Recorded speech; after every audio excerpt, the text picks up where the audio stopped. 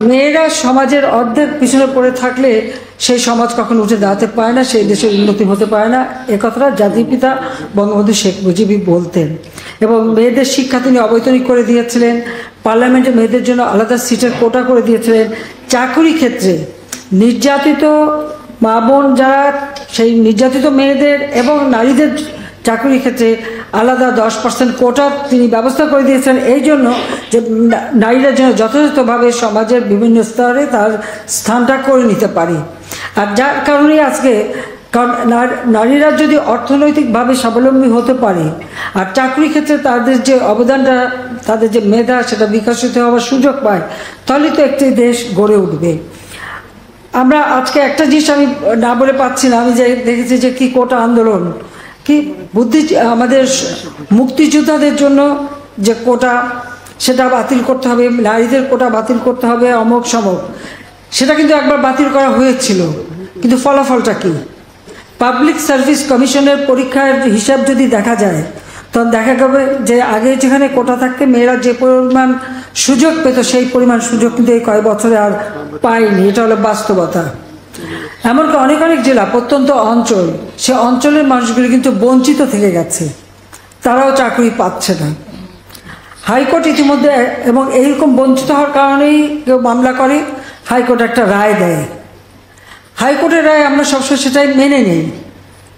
কিন্তু আমরা দেখলাম যে এখন কোটা বিরোধী আন্দোলন আবার গড়ে তোলার চেষ্টা, ছেলেমেয়েরা লেখাপড়া বাদ দিয়ে এখন কোটা বিরোধী আন্দোলন করে, সেখানে মেয়েরাও করে।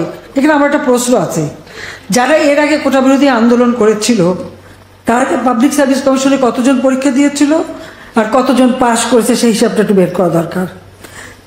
তারা দেখাক যে পরীক্ষা দিয়ে তারা বেশি পাশ করেছিল, মেয়েরা বেশি পাশ করে বেশি চাকরি পেয়েছে কিনা, সেটাকে তারা প্রমাণ করুক। আর হাইকোর্টের রায়, এটার বিরুদ্ধে এভাবে আন্দোলন করা, এটা তো সাবজুডিস, কারণ আমরা সরকার থেকে কিন্তু এভাবে কোনো কথা বলতে পারি না, কারণ হাইকোর্ট রায় দিলে সেখানে হাইকোর্ট থেকেই আবার আসতে হবে। কিন্তু আজকে আন্দোলনের নামে যেটা আবার করা হচ্ছে, পড়াশোনার সময় নষ্ট করা, এটারও কোনো যৌক্তিকতা আছে বলে আমি মনে করি না। সার্বজনীন পেনশন স্কিম আমরা দিয়েছি, এটা সকলের জন্য, এটা আমাদের নির্বাচনী ইস্তাহারে ছিল, 2008-এ নির্বাচনী ইস্তাহারে আমরা করতে পেরেছি।